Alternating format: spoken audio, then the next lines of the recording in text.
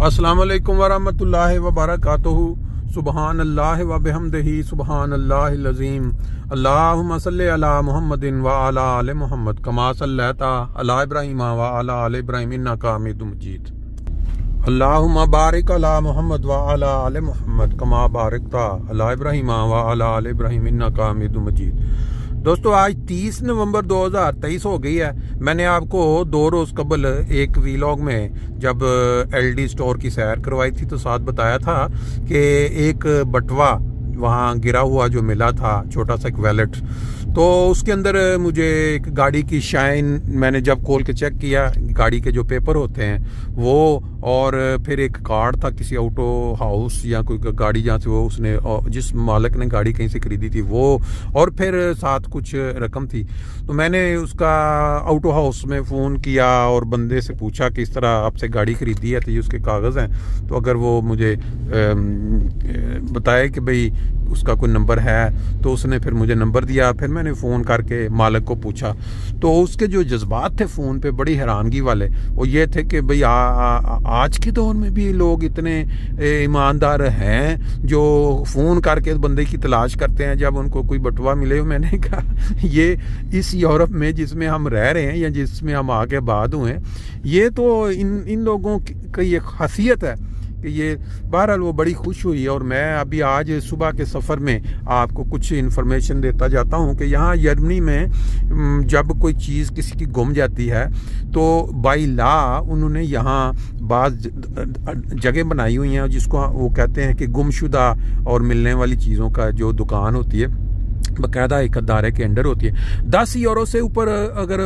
मालियत की कोई चीज़ मिले तो आप उसका लाजमी है कि आप वहाँ पे वो चीज़ पहुँचाएँ, और अगर आप वो वहाँ नहीं पहुँचाते तो ये काबिल जुर्म है। बाकी बहुत ज़्यादा मतलब मोबाइल मिलते हैं और चीज़ें जहाज़ों में रह जाती हैं, सफ़र में ट्रेनों में रह जाती हैं, पैसों वाले बटवे।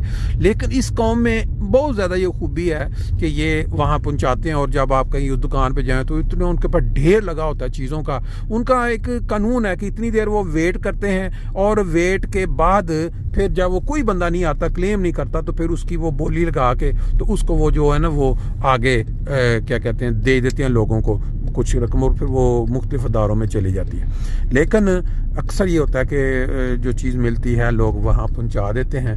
तो अभी हम उस मालिक जिसकी वो बटवा था जाके उसको हवाले करेंगे, उससे पूछेंगे, उसके रिमार्क भी कुछ ले लेंगे कि क्या उसका ख्याल है कि क्यों नहीं है कि लोग अभी भी कुछ इस दुनिया में ऐसे जो वो क्या कहते हैं उसको वापस करते या ईमानदारी के साथ चीज़ें वापस पहुंचाते। बहरहाल अभी ये इलाका हम बैरकर साहिब में से गुजर रहे हैं, तो वहाँ पहुँच के जब बात होगी तो कोशिश उससे, अगर उसने ये मान लिया कि ठीक है बात करना, फिर उसका थोड़ा सा 1-2 बातें उससे ले लेंगे, जर्मन ज़बान में साथ तर्जमा कर लेंगे। बाकी इस वक्त आप सुबह सुबह ये देखें, ये प्राइवेट कार हैं और ये इलाका मेरा ख्याल ऐसा ऐसा एशरसाइम का जो इलाका है वो आगे शुरू हो जाएगा। तो हम ये सड़क आ चुकी है, तो इसके ऊपर चलते हैं, उधर जाके उसको उसके हवाले करते हैं और फिर उसका पूछेंगे कि हाँ भी तुमने क्यों ये बात कही कि आज भी ये लोग ऐसे हैं जो ईमानदारी से इस तरह, तो इंशाल्लाह होती है। फिर ये वो एरिया है, बड़ा सा एक स्ट्रीट है, सिर्फ 1 वे चलती है, पूरा ऊपर से राउंड लगा के ये घर बने हैं इधर, काफ़ी वो 6-6 मंजिला, और पूरी सीडलुंग इसको कहते हैं जर्मन में। बाकी बाज़ घर इसमें ये होते हैं जो गवर्नमेंट के कंट्रोल रेट में होते हैं, यानी वो महंगा किराया नहीं हो सकता। और ये भी हो सकता है कि ये अमेरिकन टाइम जब वो आर्मी होती थी, इस तरह की कई जगहों पे पूरा एरिया इनका बना, वो चले गए, फिर अपने जो जर्मन है या गैर मुल्की कौमें हैं वो यहाँ पे आके उनको घर दे दिए गए। ले जी, हम वहाँ पहुँच गए हैं। अभी मैं जर्मन में पूछूंगा फिर। Also wir haben die Frau, die das Tasche verloren hat, von eigenen Auto, dabei war Fahrzeugschein und einige Karte. Ich würde mal gerne wissen, was sie dazu kommentiert, wenn sie was zurückbekommen hat. Also ich habe mich riesig gefreut, dass es noch Menschen gibt, die so ehrlich sind und dass dann tatsächlich jemand angerufen hat und mir Bescheid gesagt hat, dass mein Schlüsselbund gefunden wurde. Und ich habe überhaupt nicht damit gerechnet. weil ich auch früher schon Sachen verloren habe, die natürlich nie wieder aufgetaucht sind und es war mit einer Menge Arbeit verbunden. Ich musste zum Fundamt und so weiter und hatte aber kein Glück. Und in diesem Fall hier, es war tatsächlich so, ich bin für ein Kind aus einem Waisenhaus ein Weihnachtsgeschenk einkaufen gegangen. Und als ich zu Hause ankam, habe ich bemerkt, dass das Schlüsselmäppchen vom Autoschlüssel abgefallen war. Ich habe mich so geärgert, ich bin zurückgefahren, ich habe gesucht, ich habe an der Kasse gefragt, ich habe nichts gefunden und bin total frustriert nach Hause und dachte, okay. Schauen Sie, ob alles drinnen ist, weil, weil was Sie da... Ja, das sieht so aus. Okay, ja, es gut. ist wirklich alles drin. Also für mich ist das etwas ganz Besonderes. Ich empfinde das jetzt schon als vorzeitiges Weihnachtsgeschenk. Ich freue mich einfach riesig. Okay. Als Kindheit in Deutschland lernt ein Kind ehrlich zu sein. Das ist so, ich habe von Anfang an gesehen, die Menschen hier sind viel ehrlich, als wenn man Asienleute sieht, weil das sind arme Leute, vielleicht, aber Armut hat nichts mit Unehrlichkeit zu tun, aber Lernphase. Was denken Sie, wie sind hier, ist diese Möglichkeit, dass die Leute so ehrlich sind, wenn die erwachsen sind, Kinder sind und... Ich weiß nicht, also ich bin auf dem Land aufgewachsen und da ist es so selbstverständlich. Die Erwachsenen leben das ja auch vor, also es wird überhaupt nicht drüber nachgedacht. Ich glaube, man fühlt sich ja auch selbst gut, wenn man ehrlich ist. Und Zufriedenheit, Glück von innen. Ja, genau.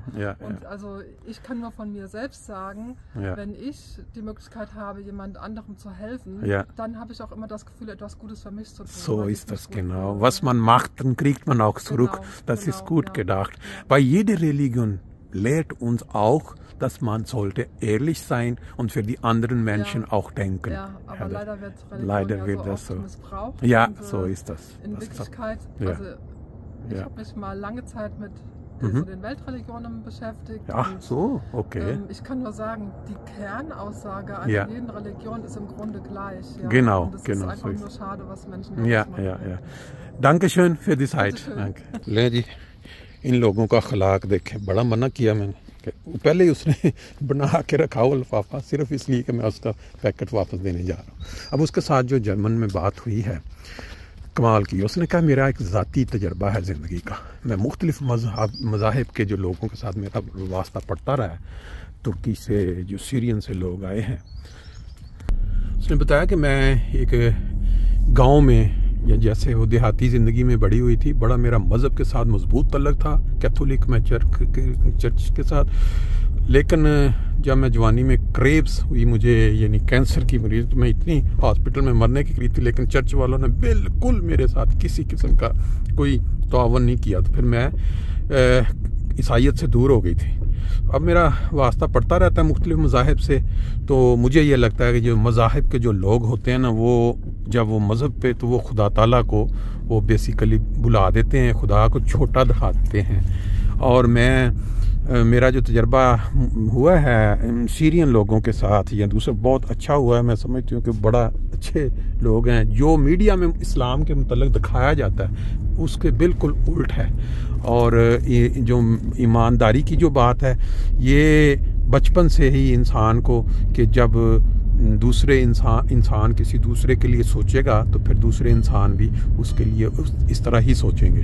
तो शुक्रिया उसने मतलब अदा किया कि मैं उस दिन की एक मज़े की बात जो उसने बताया, उसने कहा जिस दिन का मेरा गाड़ी का कागज़ ये गुमा हुआ है, मैं गाड़ी ड्राइव नहीं कर रही, क्योंकि लॉ में ये है कि अगर वो आपके पास नहीं है वो कागज़, तो आप गाड़ी ड्राइव में आके ये कैसे हो सकता है, तुम गाड़ी पे जा भी सकती थी नया बनवाने के लिए। नहीं मैं नहीं ऐसे करती, मैं बस ला का बिल। तो मुझे बड़ा परेशानी थी आजकल के क्रिसमस के दिनों में, तो फिर ये बड़ा अच्छा हो गया कि मुझे वापस मिल गए।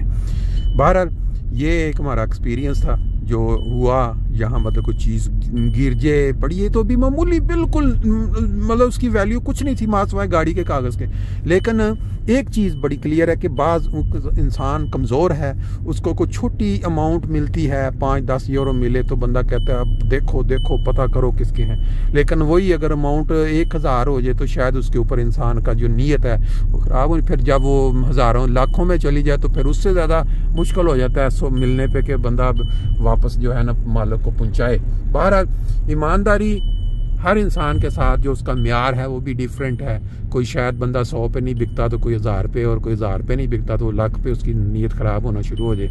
लेकिन जो खुदा की जो तालीम है या जो मज़हब से सिखाता है कि ईमानदारी यही है कि अगर किसी ने, वही बात आ जाती है कि खुदा तो आपको देख रहा है ना, जिसका यकीन खुदा ताला की ज़ात पे नहीं है कि खुदा हमें हर वक्त देख रहा है, उसका फिर इस पे भी है कि ठीक है चलो चीज़ मिल गई है तो बस। जो लोग हमारे उधर कहते हैं एक मुहावरा है, लब्भी चीज़ खुदा दी ना ढेले दी ना पा दी, कि ਜਿਹੜੀ चीज़ ਲੱਭ गई वो ਤੁਹਾਡੀ है, ਤੁਹਾਨੂੰ ਅੱਲਾ ने देती। जिवें बंदा कहता जी रोज़े ਦੇ ਵਿੱਚ ਬੰਦਾ ਭੁੱਲ ਕੇ ਕੋਈ ਚੀਜ਼ ਖਾ ਲਵੇ ਤੇ ਬੰਦਾ ਉਹ ਗਲਤੀ ਜਿਹੜੀ ਉਹ ਨਹੀਂ ਹੁੰਦੀ, ਉਹ ਰੋਜ਼ਾ ਕਾਇਮ ਰਹਿੰਦਾ। ਇਹੋ ਜਿਹੀਆਂ ਚੀਜ਼ਾਂ ਜਿਹੜੀਆਂ ਨੇ ਉਹ ਇਨਸਾਨ ਨੇ ਜਦੋਂ ਕੋਈ ईमान अपने आप को तसल्ली देनी होवे या अपने आप को तसल्ली कि ये अभी काम ये ऐसा वैसे होता नहीं है। ईमानदारी का तकाजा ये बड़ा बारीक, बड़ा ही बारीक। ये देखें जी, सुबह सुबह बच्चे, ये हर जो स्कूल के जो छोटे बच्चे होते हैं इनको लेके जो उनकी टीचर्स होती हैं, वो उनका एक दिन ये होता है कि उन्होंने इकट्ठे किसी करीबी पार्क में या किसी जगह पे उन्होंने जाना होता है।